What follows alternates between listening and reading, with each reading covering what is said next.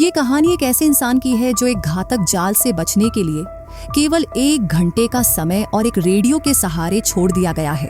अब एक special agent जिसे प्रेसिडेंशियल प्रोटेक्शन डिवीजन में तैनात किया गया है, पूरी तरह से अंधेरे में एक कांच के बॉक्स में जागता है। उसके आसपास केवल एक टाइमर की रोशनी है जो मिनटों की गिनती कर रहा है। उलझन में और ये याद न कर पाने कि वो वहां कैसे पहुंचा, जेरेमी घबरा जाता है और अपनी इस सिचुएशन से बाहर निकलने का रास्ता ढूंढने लगता है। शांत रहने की कोशिश करते हुए USA secret service agent box को तोड़ने की कोशिश करता है, लेकिन कुछ भी काम नहीं करता। एक सीमित जगह में फंसे हुए और गहरे साइकोलॉजिकल प्रेशर में उसके स्पेशल ऑपरेशन के वर्षों के अनुभव ने उसे अपनी भावनाओं पर कंट्रोल रखने में मदद की। जेरेमी को शक है कि डिएट्रिच मॉर्गन, जिसके साथ उसका एक बड़ा जुए का कर्ज है, उसके अपहरण के पीछे है। उसे लगता है कि यह कर्ज वसूलने वालों की एक क्रूर मजाक है और वो अपनी रिहाई के लिए वादा करता है कि वो कर्ज चुका देगा। इस घटना से ठीक पहले वो न्यूयॉर्क पहुंचा था ताकि मॉर्गन के साथ अपना हिसाब चुकता कर सके और वो अपनी आजादी के बदले में ऐसा करने को तैयार है। हालांकि उसकी गुहार का कोई जवाब नहीं देता और वो खुद को समेटने की कोशिश करता है। इस बीच टाइमर की टिक टिक उसके अंदर डर की भावना को बढ़ाती जाती है। ये गिनती निश्चित रूप से कुछ महत्वपूर्ण का संकेत दे रही है। जब टाइमर 0 पर पहुंचता है, जेरेमी एक आवाज सुनता है जो उससे संपर्क करने की कोशिश कर रही है। अपने आसपास नजर घुमाते हुए उसे एक पुराना रेडियो मिलता है जिसका उपयोग वो उस अनजान इंसान तक पहुंचने और उनके मकसद को समझने के लिए करता है। बातचीत के माध्यम से जेरेमी को पता चलता है कि दूसरी तरफ हेनरी शॉ है, जो एक समान सिचुएशन में फंसा हुआ एक और बंधक है। हेनरी के पास भी एक काउंटडाउन टाइमर है और रेडियो उनका एकमात्र संचार का साधन है। जेरेमी को अभी भी यकीन है कि उन्हें मॉर्गन ने ही पकड़ा है और वो ये जानने की कोशिश करता है कि क्या हेनरी का भी जुए से कोई लेना देना है। दूसरा बंधक बताता है कि उसे जुए से कोई लगाव नहीं है और उसने कभी जुआ नहीं खेला है। एक बिंदु पर जेरेमी को बाहर से आवाजें सुनाई देती हैं और वो हेनरी को चुप रहने के लिए कहता है। जब टाइमर फिर से 0 पर पहुंचता है तो कार चलने लगती है और जेरेमी को एहसास होता है कि वो ट्रंक में बंद है। हेनरी से फिर से जुड़कर जेरेमी ये समझने की कोशिश करता है कि उन्हें क्यों अगवा किया गया है। ये स्पष्ट है कि उनके किडनैपर चाहते हैं कि वे बातें करें, इसलिए एजेंट को हेनरी की बैकग्राउंड के बारे में जानने की जरूरत है। उसे पता चलता है कि हेनरी स्टेट डिपार्टमेंट के लिए काम करता है और उसकी व्हाइट हाउस तक पहुंचे है। जब ड्राइवर कई खतरनाक मैन्यूवर करता है तो बातचीत थोड़ी देर के लिए रुक जाती है, जिससे दोनों आदमी इधर उधर फेंके जाते हैं। ये महसूस करते हुए कि कार रुक गई है, जेरेमी हेनरी को चिल्लाने के लिए कहता है ताकि ये कंफर्म हो सके कि वे एक दूसरे के पास हैं। हेनरी मदद के लिए चिल्लाता है, लेकिन जेरेमी उसे नहीं सुन पाता। जब टाइमर फिर से 0 पर पहुंचता है तो दोनों ट्रंक में तेज रोशनी भर जाती है, जिससे बंधकों की आंखें चौंधिया जाती हैं। इससे जेरेमी को अपने आसपास का निरीक्षण करने का मौका मिलता है और उसे एहसास होता है कि वो कार के ट्रंक के अंदर एक पारदर्शी प्लास्टिक बॉक्स में है जो तारों और एक ट्यूब से घिरा हुआ है जो कार के केबिन में जाता है। जल्द ही जेरेमी को एक तस्वीर और एक टॉर्च मिलती है क्योंकि ट्रंक में रोशनी बंद हो जाती है। तस्वीर को ध्यान से देखते हुए वो व्हाइट हाउस को देखता है जिसके पीछे एक मैसेज लिखा है। किडनैपर मांग करते हैं कि वो रूलेट के कई सीक्रेट बंकरों के लोकेशंस का खुलासा करे जिनका उपयोग राष्ट्रीय आपातकाल के दौरान राष्ट्रपति और उपराष्ट्रपति द्वारा किया जाता है। हेनरी को किडनैपर की मांगों के बारे में पता है और वो जेरेमी से जो कुछ भी वो जानता है उसे साझा करने का आग्रह करता है। स्पेशल एजेंट जवाब देता है कि उसने गैर प्रकटीकरण समझौते पर हस्ताक्षर किए हैं, इसलिए वो राज्य के रहस्यों को उजागर नहीं कर सकता। अपहरण और धमकियां इसे नहीं बदल सकती। वो राष्ट्र के नेता की हर कीमत पर रक्षा करने की शपथ ले चुका है। हेनरी जोर देकर कहता है, जेरेमी से आग्रह करता है कि वो अपराधियों को वो सब कुछ बता दे जो वे चाहते हैं। जेरेमी को शक होने लगता है कि हेनरी ही वो इंसान हो सकता है जिसने उसे अपहरण किया है, जो उसे तोड़ने के लिए मनोवैज्ञानिक दबाव का उपयोग कर रहा है। वो अपने विचारों के साथ अकेले रहने के लिए संपर्क तोड़ देता है और फिर से अपने आसपास का निरीक्षण करता है। आपातकालीन ट्रंक रिलीज हैंडल को देखकर जेरेमी प्लास्टिक बॉक्स से बाहर निकलने पर ध्यान केंद्रित करता है, लेकिन फिर से असफल हो जाता है। जब टाइमर 0 पर पहुंचता है और अगली गिनती शुरू होती है तो कार फिर से चलने लगती है। कुछ ही समय बाद जेरेमी को पास से एक ट्रक गुजरने की आवाज सुनाई देती है और वो उसके ड्राइवर से संपर्क करने का फैसला करता है। वो रेडियो पर सही फ्रीक्वेंसी चुनता है और बॉब नामक ट्रक ड्राइवर तक पहुंचता है। जेरेमी अपनी भयानक सिचुएशन को समझाने की कोशिश करता है, लेकिन ड्राइवर उस पर विश्वास नहीं करता, ये मानते हुए कि ये एक मजाक या किसी तरह का प्रैंक है। जेरेमी बॉब को समझाता है और उससे उस कार की पहचान करने में मदद करने के लिए कहता है जिसमें वो है। ट्रकर हॉर्न बजाता है ताकि संकेत मिल सके और जेरेमी उसे स्पष्ट रूप से सुनता है। उसी समय एक मोटरसाइकिल गुजरती है जिससे उसे सड़क पर वाहन के लोकेशंस को बेहतर ढंग से पिन पॉइंट करने में मदद मिलती है। ट्रकर करीब आने की कोशिश करता है, लेकिन ड्राइवर नोटिस कर लेता है और पीछा करने से बच जाता है। जब टाइमर फिर से 0 पर पहुंचता है तो किडनैपर बॉक्स में रोशनी करते हैं और मॉली, जेरेमी की पत्नी, जिससे वो हाल ही में जुए के कर्ज के कारण झगड़ा करके अलग हो गया था, को फोन करते हैं। जेरेमी अपनी सिचुएशन को समझाने की कोशिश करता है और मदद के लिए कहता है, लेकिन उसे उस पर भरोसा नहीं होता। जब मॉली मदद करने के लिए सहमत होती है और एक सहकर्मी को फोन करती है तो वो अचानक यार्ड में किसी को देखने का जिक्र करती है और अचानक कॉल समाप्त कर देती है। जेरेमी को एहसास होता है कि अपराधी उसके घर आए हैं और उसकी पत्नी का अपहरण कर लिया है। गुस्से में वो बॉक्स को नुकसान पहुंचाने की कोशिश करता है, लेकिन असफल हो जाता है। कार फिर से चलने लगती है और पहली बार किडनैपर रेडियो के माध्यम से जेरेमी से बात करता है। वो बंकरों के लोकेशंस के बारे में बताने की पेशकश करता है, लेकिन केवल अगर जेरेमी ये खुलासा करे कि राष्ट्रीय आपातकाल के मामले में राष्ट्रपति और उसके स्टाफ किस एक बंकर में जाएंगे। जेरेमी एक सौदा प्रस्तावित करता है, ये वादा करते हुए कि वो राज्य का रहस्य साझा करेगा, लेकिन केवल अगर उसे रिहा कर दिया जाए। किडनैपर इनकार कर देता है, ये कहते हुए कि जेरेमी एक बंधक है और उसके पास बातचीत करने या मांग करने का कोई अधिकार नहीं है। अपनी बात साबित करने के लिए किडनैपर जेरेमी को यातना देता है। जैसे ही टाइमर 0 पर पहुंचता है, वो बॉक्स में सैकड़ों मधुमक्खियों को छोड़ देता है जो अलग थलग आदमी पर हमला करती हैं। जेरेमी हेनरी से संपर्क करता है और समझाता है कि उसे एलर्जी है और मधुमक्खी के डंक से एनाफिलेक्टिक शॉक हो जाएगा। खुद को बचाने या मधुमक्खियों से छिपाने की उसकी कोशिशें बेकार साबित होती हैं और जल्द ही जेरेमी का दम घुटने लगता है और वो होश खो देता है। कुछ समय बाद जेरेमी होश में आता है और एहसास करता है कि उसे इंजेक्शन दिया गया है क्योंकि किडनैपर उसे जीवित रखना चाहते हैं। किडनैपर में से एक मार्को नाम का एक रहस्यमय इंसान है जो कार चला रहा है और पुलिस की रेडियो फ्रीक्वेंसी सुन रहा है। ये देखते हुए कि वेंट पाइप खुला छोड़ दिया गया है, जेरेमी मार्को को पकड़ने की कोशिश करता है। मार्को खुद को बचाता है और सिगरेट लाइटर से एजेंट को चोट पहुंचाता है, जिससे उसके हाथ पर गंभीर जलन हो जाती है। अपराधी उसे याद दिलाता है कि सभी परीक्षण और यातनाएं तब रुक जाएंगी जब जेरेमी 11 सितंबर 2001 की घटनाओं के बाद बने राष्ट्रपति बंकरों के लोकेशंस का खुलासा करेगा।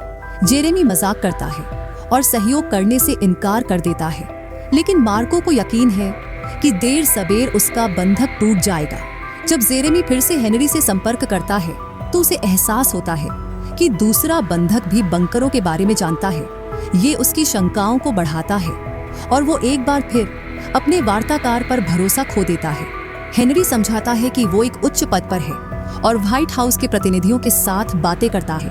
जेरेमी कई उत्तेजक सवाल पूछता है, लेकिन हेनरी उनका आसानी से जवाब देता है, ये साबित करते हुए कि उस पर भरोसा किया जा सकता है। दूसरा बंधक वो सब कुछ बताने को तैयार है जो वो जानता है, लेकिन जेरेमी उसे चुप रहने का आदेश देता है क्योंकि राज्य के रहस्य कुछ जिंदगियों से ज्यादा महत्वपूर्ण है। जल्द ही जेरेमी और हेनरी के बीच बातचीत एक पुलिस सायरन की आवाज से बाधित होती है।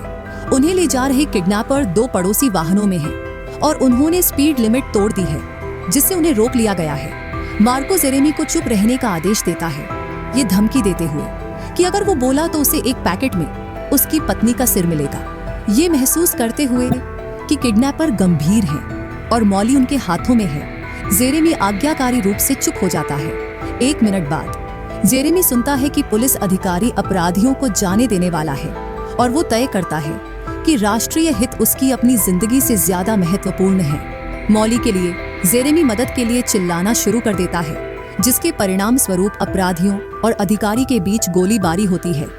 गोलियों की अदला बदली के दौरान कोई ट्रंक के माध्यम से गोली मारता है और जेरेमी को पैर में लगती है। अंततः अपराधी मौके से भाग जाते हैं।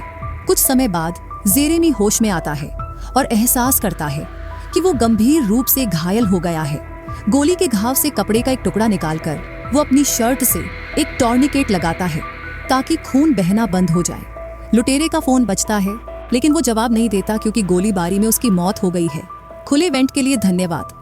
जेरेमी मोबाइल फोन को पकड़ने और अपराधियों के सहयोगी का कॉल लेने में कामयाब हो जाता है, ये महसूस करते हुए कि मॉली उनकी बंधक है और वे उसे जीवित छोड़ने की संभावना नहीं रखते। जेरेमी फोन का उपयोग करने का फैसला करता है ताकि जो हुआ है उसकी रिपोर्ट कर सके। वो अपने सहकर्मी बेन से संपर्क करने की कोशिश करता है, जिसे हाल ही में पदोन्नति मिली है, लेकिन बेन जवाब नहीं देता। हताश जेरेमी पुलिस को फोन करता है और सिचुएशन का विस्तृत विवरण देता है। वो उनसे सेल टावरों के आधार पर अपना लोकेशंस निर्धारित करने और मॉली के पते पर एक गश्त भेजने के लिए कहता है। एक कुत्ते के भौंकने की आवाज सुनकर जेरेमी बॉक्स के उस हिस्से को तोड़ देता है जो गोली से क्षतिग्रस्त हो गया था। ट्रंक में छेद से झांकते हुए वो कुत्ते को देखता है और एहसास करता है कि वो किसी तरह की झुग्गी में है, जो उसे कार के संभावित लोकेशंस को बेहतर ढंग से पिनपॉइंट करने में मदद करता है। पुलिस जल्द ही आने का वादा करती है और जेरेमी कुत्ते के मालिक को नोटिस करता है। वो आदमी को बुलाता है और ट्रंक खोलने के लिए उसे एक अच्छा मौद्रिक इनाम देने की पेशकश करता है। कुत्ते का मालिक मदद करने के लिए सहमत हो जाता है, लेकिन उसी समय मार्को के सहयोगी आ जाते हैं। वे दुर्भाग्यपूर्ण आदमी को मार देते हैं और ट्रंक में छेद को बंद कर देते हैं, जिससे जेरेमी बिना किसी उम्मीद के छोड़ दिया जाता है। टाइमर फिर से गिनती शुरू कर देता है और इस बार जेरेमी के पास अगले दर्दनाक परीक्षण के लिए केवल 30 मिनट हैं। लोकेशन से पुलिस डिस्पैचर एजेंट को वापस कॉल करती है और रिपोर्ट करती है कि मॉली का अपहरण कर लिया गया है और दरवाजे पर एक नोट छोड़ा गया है जो गोपनीय जानकारी की मांग करता है। जेरेमी को एहसास होता है कि वो एक कठिन नैतिक और मनोवैज्ञानिक सिचुएशन में है, लेकिन वो राष्ट्रीय सुरक्षा के लिए सब कुछ बलिदान करने को तैयार है। हेनरी अपने साथी बंधक से एक बार फिर संपर्क करता है। उसे बताता है कि उसके टाइमर में 50 नहीं बल्कि केवल 15 मिनट बचे हैं। वो कुछ बुरा होने का एहसास करता है, इसलिए वो जेरेमी से अपने परिवार को फोन करने और उसकी ओर से अलविदा कहने का अनुरोध करता है। हेनरी के संभावित अंतिम अनुरोध को पूरा करने के बजाय जेरेमी बेन को फोन करने की कोशिश करता रहता है। किसी बिंदु पर वो सरकारी भवनों के पास हुए विस्फोटों की एक श्रृंखला के बारे में एक समाचार रिपोर्ट सुनता है। ये पता चलता है कि ये कोई साधारण किडनैपर नहीं है, बल्कि असली आतंकवादी हैं, जो देश भर में भय और आतंक फैलाने के लिए विस्फोटकों से भरी कारों का उपयोग कर रहे हैं। उन्होंने राष्ट्रपति को छिपाने के लिए एक श्रृंखला में हमले किए हैं, इसलिए उन्हें सभी आश्रयों के लोकेशंसों को जानने की आवश्यकता है, जो उन्हें अमेरिकी राष्ट्रपति को खोजने और मारने की अनुमति देगा। एक और प्रयास के बाद जेरेमी आखिरकार बेन से संपर्क करने में सफल होता है और सीखता है कि वो अब एकमात्र बंधक नहीं है। आतंकवादियों ने 8 लोगों को बंधक बना लिया है, जिनमें स्पेशल एजेंट, अधिकारी और उच्च पदस्थ CIA कर्मी शामिल हैं। वे सभी एक घातक खेल में मोहरे हैं, जिसमें आतंकवादियों का एकमात्र लक्ष्य राष्ट्रपति को खत्म करना है। जल्द ही जेरेमी की पत्नी उसे फोन करती है, ये खुलासा करते हुए कि उसे एक कार के ट्रंक में एक पारदर्शी बॉक्स में रखा गया है और कहीं अनजान लोकेशंस पर ले जाया जा रहा है। मॉली घबरा रही है और अपने पति से आग्रह करती है कि वो आतंकवादियों को वो सब कुछ बता दे जो वो जानता है। भारी मनोवैज्ञानिक दबाव के बावजूद जेरेमी चुप रहता है। वो समझता है कि क्या हो सकता है और अपनी पत्नी से अपनी सभी गलतियों के लिए माफी मांगता है। उसे एहसास होता है कि वो एक आदर्श पति नहीं रहा है और इसका गहरा अफसोस है, ये जानते हुए कि वे दोनों जल्द ही मारे जा सकते हैं। हेनरी एक बार फिर जेरेमी से अपने परिवार को फोन करने का आग्रह करता है, क्योंकि समय समाप्त हो रहा है और उसे लगता है कि उसके अंतिम क्षण नजदीक हैं। जेरेमी दूसरे बंधक की पत्नी को फोन करता है, लेकिन उसका जवाब आतंकवादियों में से एक देता है। उसने और उसके आदमियों ने पहले ही हेनरी के परिवार का दौरा कर लिया है और अब उसके सभी प्रियजन मौत के खतरे में हैं। ये एजेंट पर और भी भारी पड़ता है, ये जानते हुए कि उसकी चुप्पी के कारण दर्जनों निर्दोष लोग पीड़ित हैं। जैसे ही हेनरी का काउंटडाउन समाप्त होता है, बॉक्स तरल से भरने लगता है। अपने अंतिम क्षणों में हेनरी एक बार फिर जेरेमी से आश्रयों के लोकेशंसों का रहस्य बताने का अनुरोध करता है, लेकिन जेरेमी ऐसा करने में खुद को असमर्थ पाता है, ये महसूस करते हुए कि वो डूबने वाला है। हेनरी प्रार्थना करना शुरू कर देता है और फिर उसका संकेत फीका पड़ जाता है। उसी समय एक जोरदार धमाका होता है और जेरेमी को ले जाने वाली कार तेजी से आगे बढ़ जाती है। वो हेनरी से संपर्क करने की कोशिश करता है और एहसास करता है कि दूसरे बंधक को एक और हमले के लिए बम के रूप में इस्तेमाल किया गया है। जल्द ही समाचार इसकी रिपोर्ट करते हैं और जेरेमी को एहसास होता है कि वो अगला है, क्योंकि उसके अपने टाइमर का समय भी समाप्त हो रहा है। बेन अपने दोस्त को फोन करता है और उसे सूचित करता है कि अब तक 5 विस्फोट हुए हैं, लेकिन कोई भी आतंकवादी को ट्रैक नहीं कर सकता है। अगले विस्फोट को रोकने के लिए वे तेजी से आगे बढ़ते हैं और हमेशा स्पेशल एजेंटों से एक कदम आगे रहते हैं, जिससे उन्हें पकड़ना असंभव हो जाता है। बेन अनुमान लगाता है कि हो सकता है कि किसी एक बंधक ने उस बंकर का लोकेशंस बता दिया हो जहां राष्ट्रपति गया था। यदि ऐसा है तो आतंकवादी पहले से ही वहां जा रहे हैं और बेन ही एकमात्र ऐसा इंसान है जो उन्हें रोक सकता है। वो जेरेमी से बंकर का लोकेशंस बताने का आग्रह करता है, लेकिन एजेंट किसी पर भरोसा नहीं करता, यहाँ तक कि अपने दोस्त पर भी नहीं। जेरेमी रहस्य का खुलासा नहीं कर सकता, इसलिए वो मॉली को खोजने और बचाने के लिए सभी प्रयासों को निर्देशित करने के लिए कहता है। टाइमर पर केवल 10 मिनट बचे हैं। आतंकवादी एक समाचार एंकर जैक स्टर्न के साथ सीधा संबंध स्थापित करते हैं, जो सिचुएशन का सक्रिय रूप से पालन कर रहा है और जेरेमी का साक्षात्कार करना चाहता है, क्योंकि वो बंधकों में से एक है। एजेंट बातें को रोकने का अनुरोध करता है। ये जोर देकर कहता है कि पत्रकार केवल अराजकता को बढ़ावा दे रहा है और अमेरिकियों पर नैतिक दबाव डाल रहा है। जैक अनुरोध को अनदेखा करता है और कुछ सवाल पूछता है, लेकिन जेरेमी जवाब देने से बचता है। उसी समय एक पुलिस कार जेरेमी के वाहन में टकराती है, जिससे अपराधियों का पीछा शुरू हो जाता है। पीछा करने के दौरान दोनों कारें दुर्घटनाग्रस्त हो जाती हैं, लेकिन अपराधी एक बार फिर पुलिस से बच निकलते हैं। वे जेरेमी को एक आखिरी मौका देते हैं कि वो सब कुछ बता दे, लेकिन वो चुप रहता है। आतंकवादी बातचीत समाप्त करने और ट्रंक को बंद करने का वादा करते हैं, जिससे जेरेमी का संकल्प टूट जाता है। एजेंट आखिरकार उन्हें वो सब कुछ बताने के लिए सहमत हो जाता है जो वो जानता है और उसे रिहा करने की भीख मांगता है। आंसुओं को रोकने के लिए संघर्ष करते हुए आतंकवादी बातचीत शुरू करते हैं, लेकिन जेरेमी को एहसास होता है कि ये अमेरिकी हैं, न कि अन्य देशों के भाड़े के सैनिक। ये एहसास उसे आश्वस्त करता है कि गद्दारों का ये छोटा समूह उजागर और पकड़ा जाएगा। आशा को फिर से हासिल करते हुए जेरेमी घोषणा करता है कि वो कोई राज्य का रहस्य नहीं बताएगा और किसी भी प्रकार की यातना को सहने के लिए तैयार है। मॉली अपने पति को फिर से फोन करती है, ये समझाते हुए कि उसे कहीं ले जाया जा रहा है। उसे एहसास होता है कि वो एक एम्बुलेंस में है, लेकिन पारदर्शी बॉक्स से बाहर नहीं निकल सकती। उसी समय ये स्पष्ट हो जाता है कि जेरेमी को एक पुलिस कार में ले जाया जा रहा है।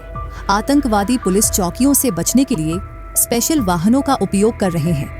सायरन उन्हें ट्रैफिक जाम से बचने और बिना निरीक्षण के रोड ब्लॉक से गुजरने की अनुमति देते हैं, जिससे अपराधी सरकारी भवनों के खतरनाक रूप से करीब पहुंच जाते हैं। ये महसूस करते हुए जेरेमी बेन का कॉल लेता है और कुछ महत्वपूर्ण जानकारी प्रदान करता है। उसे और मॉली को खोजने और बचाने के लिए केवल कुछ ही मिनट बचे हैं, लेकिन बेन मदद नहीं कर सकता।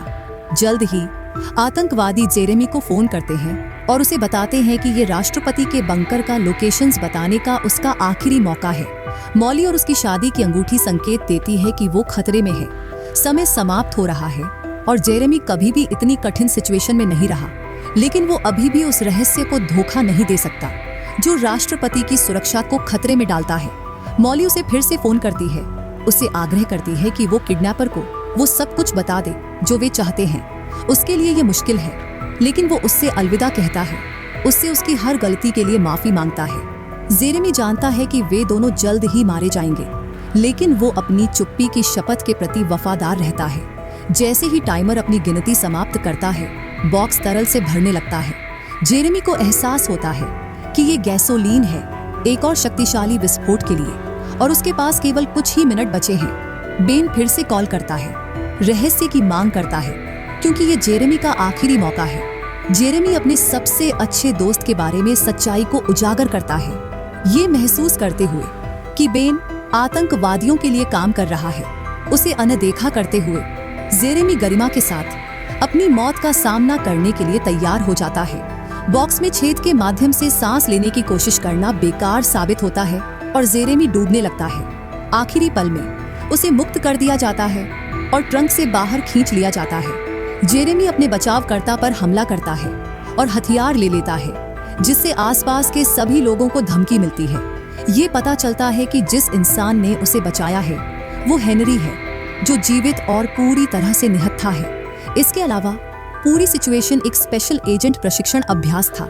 बेन, ट्रक ड्राइवर, कुत्ते के मालिक और अन्य सभी इस एक इंसान प्रदर्शन में भाग लेने वाले थे। जेरेमी ने सबसे कठिन परीक्षा पास कर ली है, ये साबित करने के लिए कि जब असली आतंकवादी शामिल होंगे तो वो राष्ट्रपति के बंकर का लोकेशंस नहीं बताएगा।